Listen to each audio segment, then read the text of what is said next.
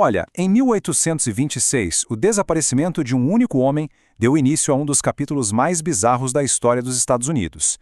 E essa não é só uma história de um caso arquivado, não, hein? É sobre como o sumiço de William Morgan, um simples pedreiro cheio de dívidas, quase acabou com uma fraternidade de séculos e ainda por cima criou o primeiro grande terceiro partido político do país. Então, o nosso roteiro aqui vai ser o seguinte. A gente vai mergulhar nesse mistério, começando, claro, pelo desaparecimento. Depois, vamos conhecer quem era o homem no centro disso tudo, entender a traição que praticamente selou o destino dele e ver a reação política inacreditável que veio em seguida. E, no final, a gente reflete sobre o legado que essa história toda deixou. Ok, vamos lá. Tenta imaginar a cena. Oeste de Nova York, ano de 1826. A maçonaria é uma instituição superpoderosa, muito respeitada. Os membros dela estão em cargos importantes por todo o país, só que um homem estava prestes a bater de frente com tudo isso. E logo em seguida ele simplesmente some do mapa.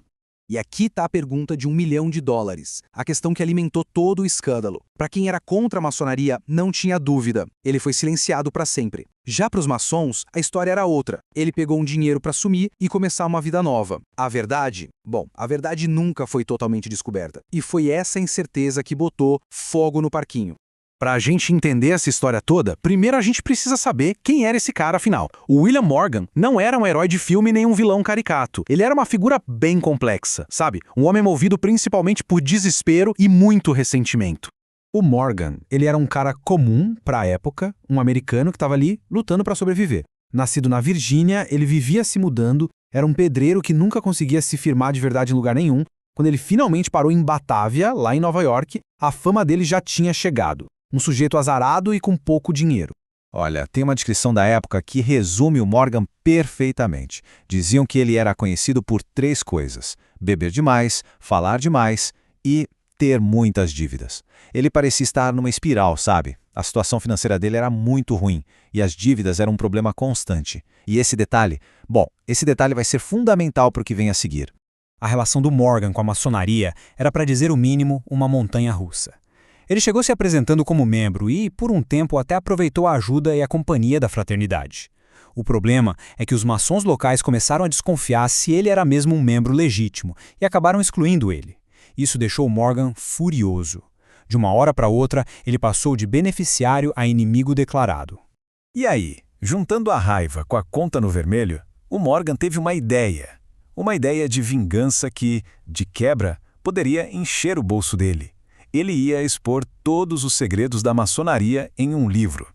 A partir daí, as coisas acontecem muito rápido. É uma coisa atrás da outra. Morgan assina o contrato do livro, começa a se gabar disso em público e os maçons locais revidam. Começam a usar a justiça para prender ele por qualquer dívida pequena que aparecesse. O golpe final foi uma prisão por uma quantia ridícula, menos de $3. Um estranho paga a dívida, ele é forçado a entrar numa carruagem e desaparece na noite. Então, o ponto central do mistério é esse aqui. Surgiram 2 versões completamente diferentes. Os antimaçons diziam que ele foi sequestrado e assassinado, um mártir da liberdade de expressão. Já os maçons juravam que ele foi pago para ir embora, que tudo não passava de uma fraude. O mistério nunca foi resolvido de fato, mas a versão do assassinato foi a que pegou, a que capturou a imaginação do povo. O sumiço do Morgan foi só faísca, sabe? O que veio depois foi uma verdadeira tempestade política e social que varreu os Estados Unidos.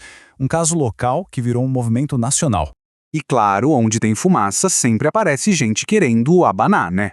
Políticos, jornalistas, líderes religiosos, todo mundo viu ali uma chance de ouro. Eles usaram a história do Morgan para pintar a maçonaria como uma sociedade secreta, perigosa, elitista, que não combinava com os ideais da República. E foi assim que nasceu o Partido Antimaçônico, um movimento que pegou toda essa desconfiança popular e transformou numa força política real. O impacto foi simplesmente devastador. Olhem só para esse gráfico, é impressionante. Em Nova York, que era o centro de tudo, o número de lojas maçônicas despenca, cai de 480 para 49. É uma queda absurda em menos de uma década. A fraternidade foi praticamente colocada de joelhos, com os membros fugindo com medo. E essa histeria toda não ficou só na política, não. A coisa desceu para o dia a dia das pessoas, e de um jeito bem cruel. Ser maçom virou algo perigoso. Famílias foram destruídas, carreiras arruinadas, as pessoas eram excluídas socialmente, hostilizadas na rua. Esse sentimento antimaçônico literalmente envenenou comunidades inteiras. E então, qual foi o resultado de tudo isso a longo prazo? O movimento que surgiu tão rápido também sumiu, mas não sem antes deixar uma marca bem profunda nos Estados Unidos. A ascensão do movimento foi como um foguete, mas a queda também foi bem rápida. Como a gente vê aqui na linha do tempo, essa febre toda durou pouco mais de uma década.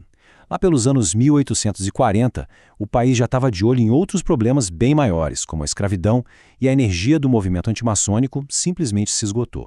Em 1845, o partido já nem existia mais.